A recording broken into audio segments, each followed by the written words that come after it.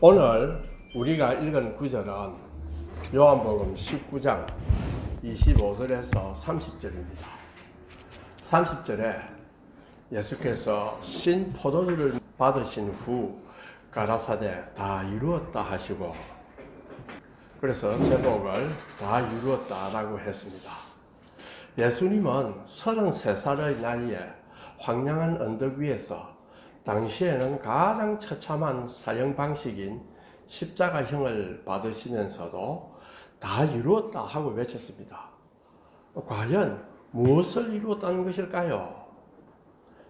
예수님의 십자가의 죽음은 진실로 비참한 죽음이었습니다. 그 비참한 죽음인 십자가에 감추어진 비밀은 무엇입니까? 그 비밀은 다 이루었다라는 이 한마디에 드러나고 있습니다. 주님이 십자가에서 하신 외침인 다 이루었다라는 우리말은 헬라말로 테텔레스타이라는 단어의 번역입니다. 예수님 당시에 테텔레스타이는 어느 특정한 상황에서만 사용하는 용어입니다. 그 의미는 4가지 상황과 연관되어 있습니다. 첫째는 맡은 바 일을 완수한다. 둘째는 제사장이 바친 제물이 흠없는 제물이라고 판정할 때 사용합니다. 또 구상했던 작품을 완전히 마쳤을 때 여기서 사용합니다. 그리고 빌린 빚을 다 갚았을 때 또 이것을 사용합니다. 주님이 다 이루었다는 이 말씀은 주님께서 이 4가지를 모두 성취하셨다는 말씀입니다. 일반적으로 우리는 주님의 다 이루었다는 말씀을 주님께서 사탄과의 전쟁에서 승리하셔서 마침내 모든 구원 사역을 이루셨다는 신적인 선포라고 이해합니다. 그러면 구원 사역의 내용이 무엇인가를 한번 살펴봅시다. 하나님이 우리를 창조하셨지만은 우리는 범죄로 인해서 하나님과의 관계가 단절되었습니다. 정령 죽으리라 하는 말씀대로 우리는 영육간에 죽게 된 것입니다. 예수님은 우리 인간을 하나님과 화해를 시키기 위해 오셨고 그 일을 이루었습니다. 어떻게 이루었습니까? 그것을 알기 위해서는 우리는 창조된 후에 우리 인간이 어떻게 하나님과의 단절이 되는지 그 창세기 2장을 한번 봅시다. 이것은 최초의 죄로 표현될 수 있고 또 동시에 죄라는 것의 존재론적 구조를 보여줍니다. 창세기 2장 16절에 보면 여호와 하나님이 그 사람에게 명하여 이르시되 동산 각종 나무의 열매는 내가 임의로 먹되 선악을 알게 하는 나무의 열매는 먹지 말라. 내가 먹는 날에는 정령 죽으리라 하시니라. 이렇게 했습니다. 그런데 창세기 3장을 한번 봅시다. 뱀이 여자를 유혹합니다. 어떻게 유혹합니까? 너희가 먹어도 결코 죽지 아니하리라. 한 걸음 더 나아가서 오히려 너희가 그것을 먹는 날에는 너희 눈이 밝아져서 하나님과 같이 되어 선악을 알게 된다는 것을 하나님이 아신다고 이렇게 말합니다. 그래서 못 먹게 했다는 것입니다. 그러고 보니 여자가 그 나무를 본즉 먹은직도 하고 보안직도 하고 지혜롭게 할 만한 탐스럽기도 한 나무인지라 그 여자가 그 열매를 따먹고 자기와 함께 있는 남편에게도 주매 그도 먹은지라. 이에 그들의 눈이 밝아져서 자기들이 벗은 줄을 알고 무화과 나무 잎을 엮어 치마로 삼았더라. 선악과에 대해서는 여러 형태의 해석이 있습니다. 또 질문도 있습니다.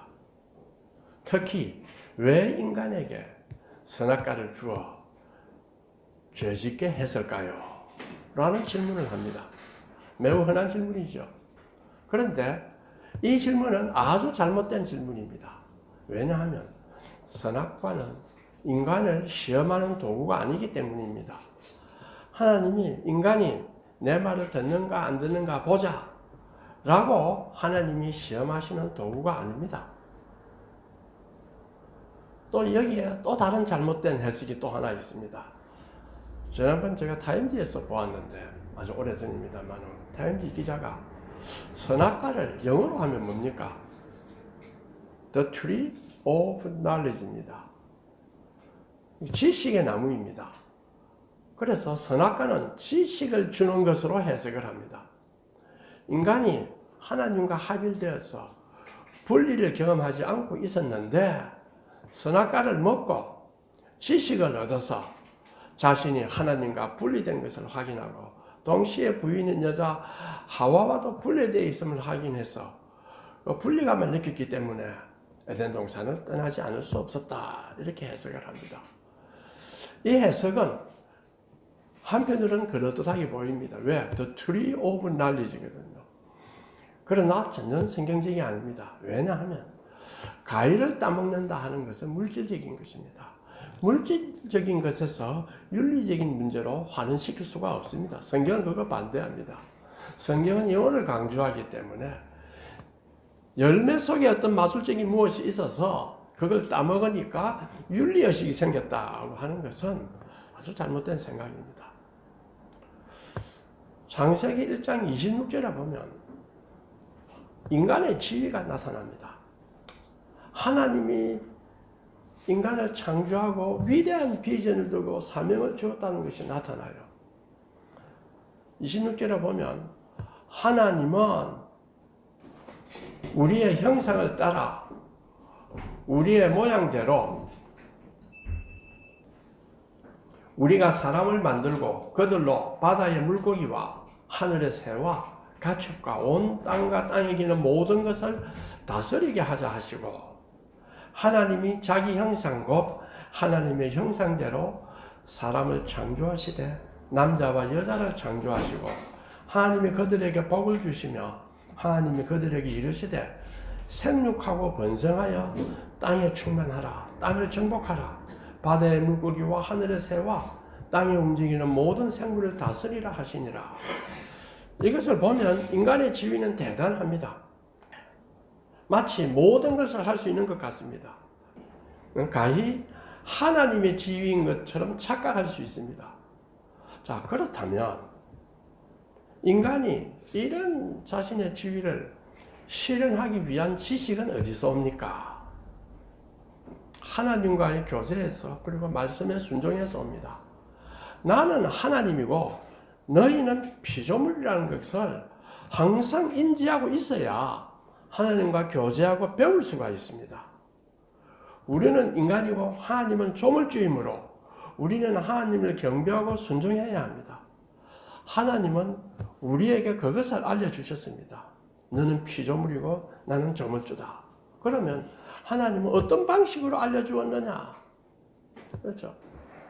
그것이 선악과라는 상징의 사용입니다.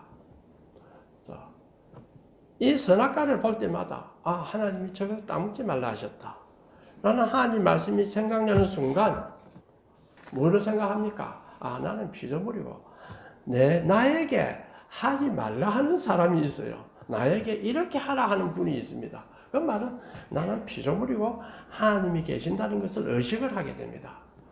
그래서 우리가 찬송가 63장, 그렇죠. 제가 우리 교회 주제가로 하자 이렇게 한 적이 있습니다만은, 2절에 보면요. 주가 세상의 피조물을 우리에게 다 맡기고, 그러면 우리가 권위가 있어야 됩니다. 그렇죠. 그 권위는 뭐를 주었습니까? 순종하라는 말씀으로 그 권위를 주었습니다. 그냥 말로 이것을 하면 안 돼, 저것 하면 안 되라는 방식으로 하지 않고 선악과를 동산 중앙에 세워놓고 그것을 볼 때마다 나는 피조물이다. 하나님께 배워야 된다. 한다는 깨달음을 가지도록 했습니다. 하등 인간에게 장애가 되거나 이렇게 하라 저렇게 하라 명령하거나 하지 않았습니다. 자, 한번 봅시다. 인간이 피조물이고 하나님은 조물주라고 하는 변할 수 없는 아주 위대한 사실이 있는데 그 사실을 가르쳐 주기 위해서 이 선악과보다 더 자유롭고 확실한 상징이 어디 있겠습니까? 우리에게 의무를 부과하면 가장 짐이 안 되고 자유를 덜 제한하는 방식은 하라는 것보다는 아예 하지 말라 하는 금령의 방식입니다. 이렇게 볼 때는 선악과는 전혀 시험 도구가 아닙니다. 하나님은 이 금령을 어기면 너희는 정령이 죽으리라 이렇게 말했습니다. 이 금령을 어긴다는 말이 무슨 말일까요? 나는 하나님과 같다는 그 선을 넘어가는 것입니다. 오늘 조금 이야기해 보겠습니다.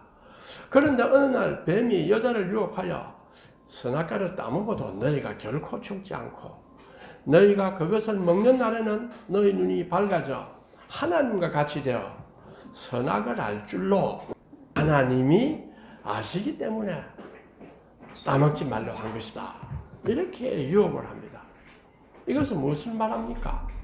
마치 거룩한 하나님이 질투심이 많아서 인간을 자기 휘하에 두게 하기 위해서 슈퍼맨 같은 능력으로 인간을 속이고 있다 라는 식으로 묘사를 했습니다. 만약에 하와가 하나님을 존중하고 믿었으면 뱀에게 뭐라 했겠습니까? 야, 너가 우리 하나님을 그렇게 찌질하게 질투 많은 자로 보느냐 하고 물리쳐야 합니다. 그런데 그 여자는 그 말에 혹했습니다. 그리고 다시 나무를 보니까 먹은직도 하고 보암직도 하고 지혜롭게 할 만한 탐스러운 나무입니다. 여자가 그 열매를 따먹고 자기와 함께 있는 남편에게도 주매 그도 먹은지라 이에 그들의 눈이 밝아서 자기들이 벗은 줄을 알고 무화과 나무 잎을 엮어 치마로 삼았더라. 범죄를 하면 인간은 자기 자신을 잘못을 알기 때문에 숨기고 싶어 합니다. 자신이 선악을 판단할 수 있는 주체가 된다고 생각하니 자신의 부족함이 수치스럽고 범죄는 그 후 꼬리를 물고 일어납니다. 그래서 수치를 가리우려고 합니다. 선악의 판단의 기준은 하나님입니다. 우리는 그 말씀을 통해서 그 기준을 아는 것입니다. 그런데 하나님이 금하신 선악과를 따먹었다. 뭐를 말합니까? 그 의미는 선악의 판단의 기준은 나에게 온다. 내가 주체가 되어서 모든 걸 판단하고 나가겠다.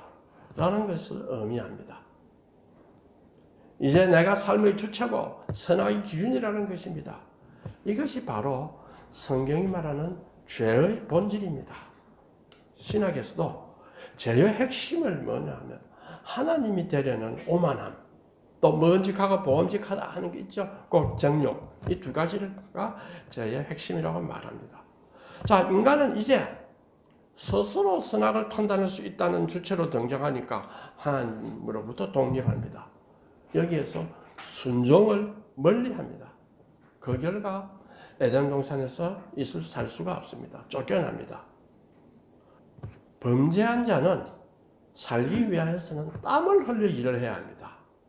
자, 여러분, 에덴 동산에서 범죄한 인간이 땀 흘리지 않고 아무 것이나 먹을 수 있으며 어떤 일이 일어나겠습니까? 무슨 생각을 하겠습니까? 죄의 정폭이 일어납니다. 환락과 오만과 적대적인 싸움이 넘치는 타락의 문화가 되지 않겠습니까? 우리가 부유하지만은 하나님을 알지 못하니 악의 대명사가 된 소돔과 고모라가 생각이 나죠.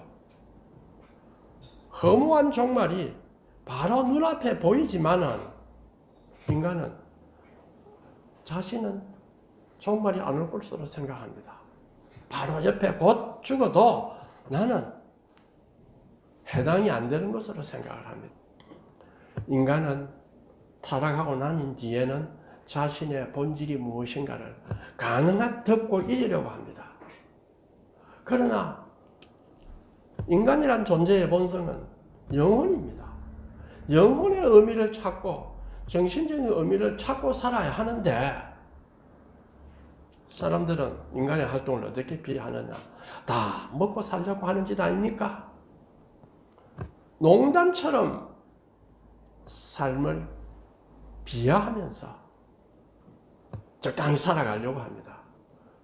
자기는 농담처럼, 다시 말하면 겸손한 것처럼 다 먹고 살라고 하는 거 아닙니까? 내가 뭐 큰일 하겠습니까? 굉장히 겸손하게 보이죠. 그러나 그것은 내 삶이 거짓된 삶을 살고 있다 하는 것을 감추고 정당화하는 방식입니다. 이것이 인간의 비극입니다. 한 시간이라도 헛되이 보냈다 이러면 가슴 아파해야 되는데 그래 합니까?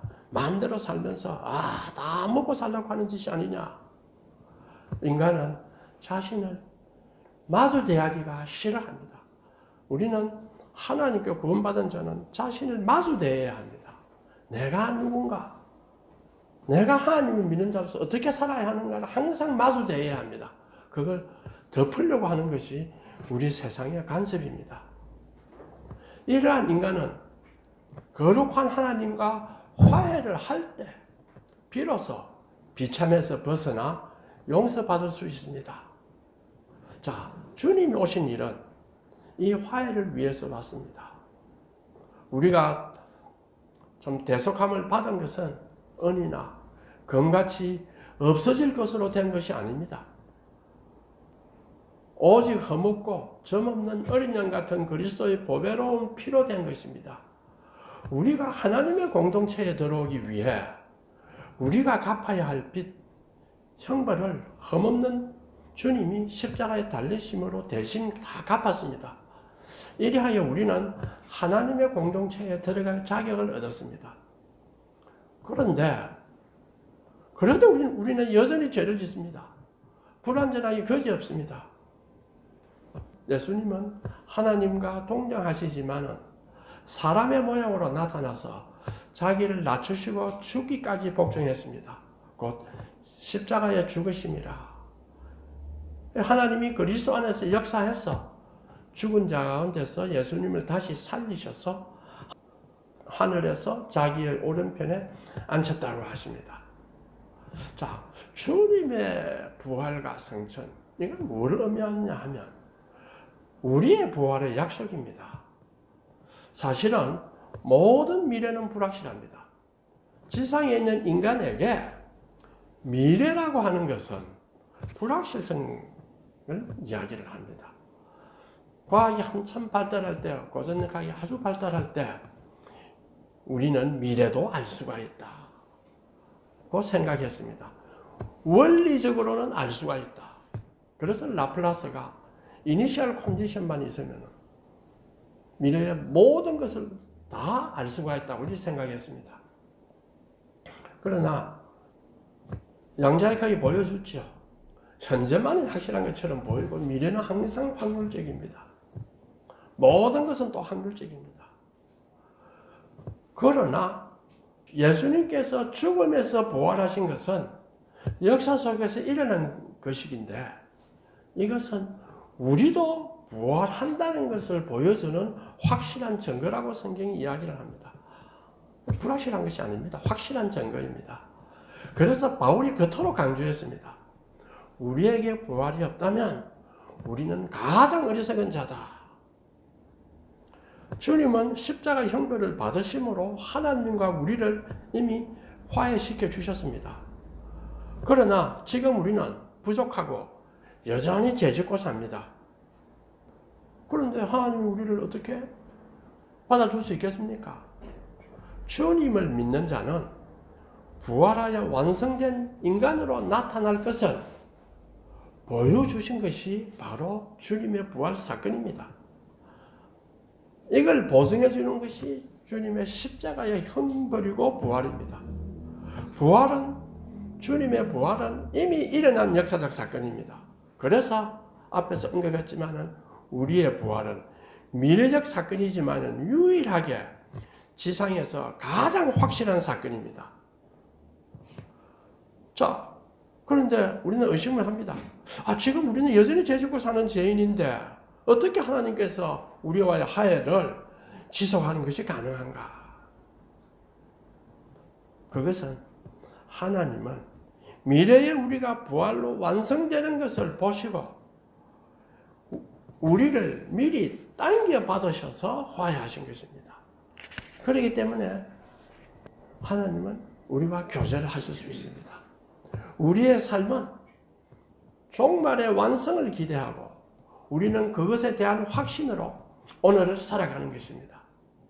시간의 주인이신 하나님은 이것을 보고 미리 우리를 자녀로 삼아 하나님과 교제할 것을 허락했습니다. 성령이 오셔서 우리와 내주하시는 것은 하나님과의 화해를 하고 교제를 허락하셨다는 증거입니다. 이것을 믿고 힘차게 성령님과 교제하면서 사는 것이 바로 종말론적인 삶입니다. 이것이 믿는 자의 삶입니다. 제가 찾다 보니 루터의 일화가 하나 있습니다. 전해오는 거예요. 어느 날 루터가, 마틴 루터 알지요? 심한 병에 걸려 생사를 오가고 있었습니다.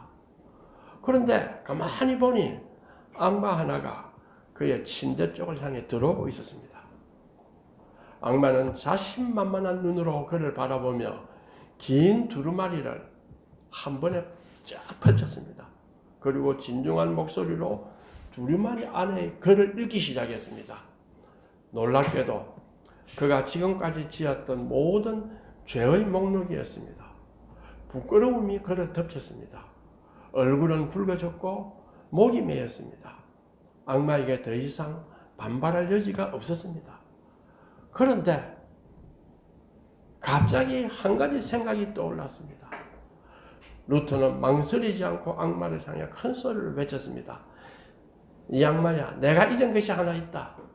그것은 예수 그리스도의 보혈이 우리의 죄를 씻어주셨다는 사실이다. 그래서 악마는 당황하여 사라져버렸습니다. 그 즉시로 평온과 빛이 루터를 감싸기 시작했다는 이야기입니다. 자, 예수님은 다 이루어졌다 했는데 루터에게는 뭡니까? 아직 남았다는 두려움이 엄습한 것입니다. 행위를 강조하는 로마 가톨릭 교회에 대항해서 루터는 오직 믿음으로 구원받는다는 것을 강조했습니다. 그런데 사탄이 시험하시오. 네 삶을 보아라. 너의 삶을 보아라. 아직 멀었어. 루터는 놀랐죠. 그때 루터는 말씀의 힘으로 극복했습니다. 이는 구속사역을 완전하고 온전하게 이루신 그리스도의 십자가의 복음을 통하여 주시는 성령의 은혜의 능력을 증언하는 에피소드입니다.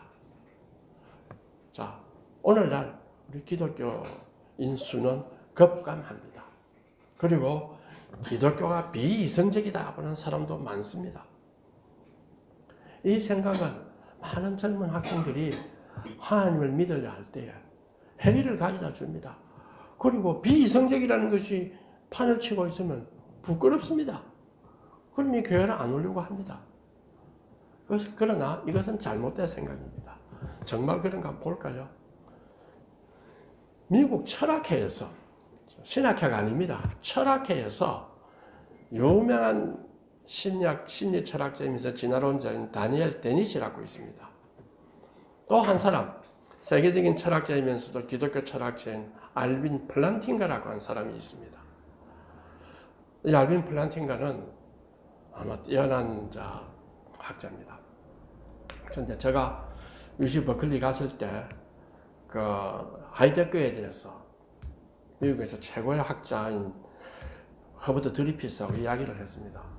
알빈 플란팅가 이야기를 하니까 이분이 알빈 플란팅가는 대단하고 그 사람 말은 그럴듯하다, 믿을만하다, 이렇게 이야기를 한 적이 있습니다. 이 다니엘 데넛도 뛰어납니다. 이 다니엘 데넛과 플란팅가가 논쟁을 하는데 결국 다니엘 데넛의 요지가 뭔지 압니까? 신을 안 믿는 것이 더 과학적이다, 더 이성적이다, 이런 식으로 논박을 합니다. 알빈 플란팅가가 미국에서 또 조사하니까 미국 물리학자의 40%가 신을 믿는다고 합니다. 그 토론을 기록한 책이 과학과 종교라는 책에서 나타납니다. 철학회가 다 끝나는데도 사람들이 안 가고 많은 철학자들이 그 토론을 보려고 가득 방을 채웠다고 합니다. 또 우리가 잘 아는 파스칼 있죠. 세계의 천재 아닙니까? 위대한 수학자요 철학자입니다. 아주 이성적인 인간이죠. 그의 재키 속에 다음의 내용의 쪽지가 다 깨매어져 있었습니다. 그 쪽지가 쓰여진 것은 서기 1654년입니다.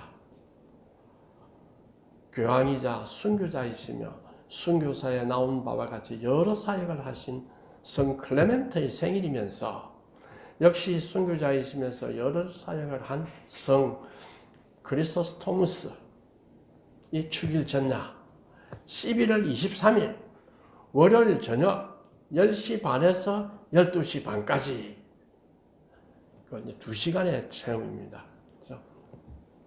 불, 아브라함, 이삭, 야곱의 하나님, 철학자들과 지식인의 하나님이 아닌 하나님, 논리를 초월한 절대 확신, 기쁨, 평화, 세상사 모든 것을 쉽게 잊었으나 하나님만은 잊지 않았나이다. 세상은 당신을 잊었으나 나는 당신을 알았나이다. 기쁨, 기쁨, 기쁨, 기쁨의 눈물. 이렇게 적혀 있었습니다.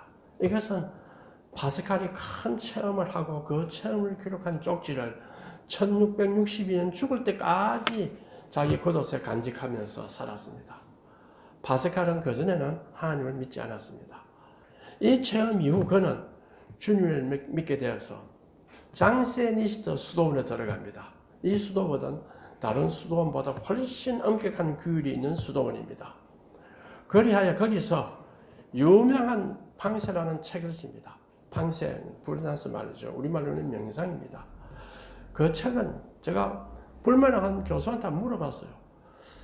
파스칼은 그렇게 문필가가 아니고 작가도 아닌데 어째서 이런 책을 쓸 수 있었냐 하니까 그 책은 영어로 쓴 책입니다.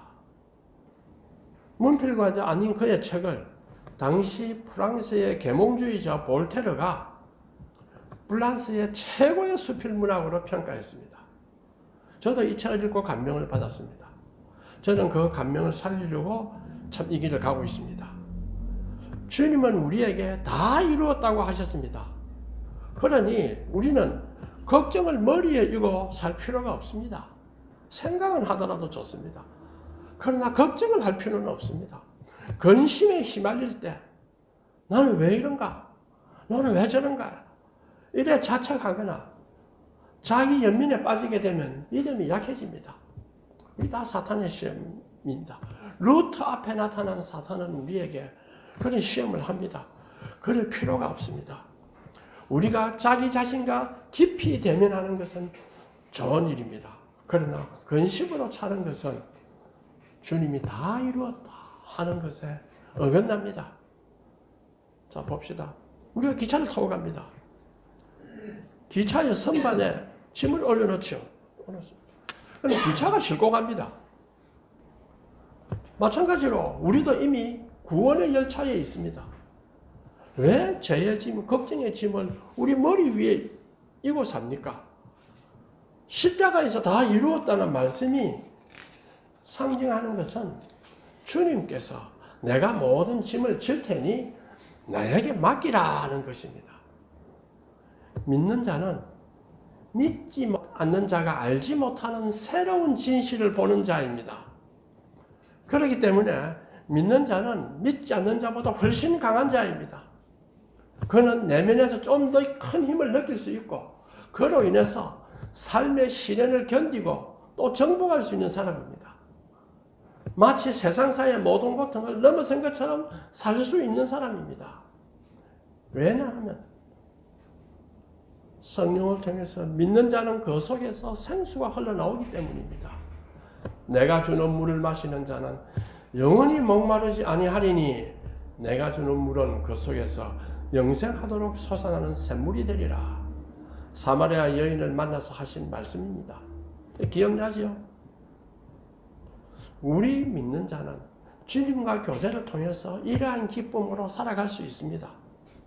주님이 우리가 이렇게 살 수 있도록 이러한 모든 것까지 다 이루으셨다는 뜻입니다.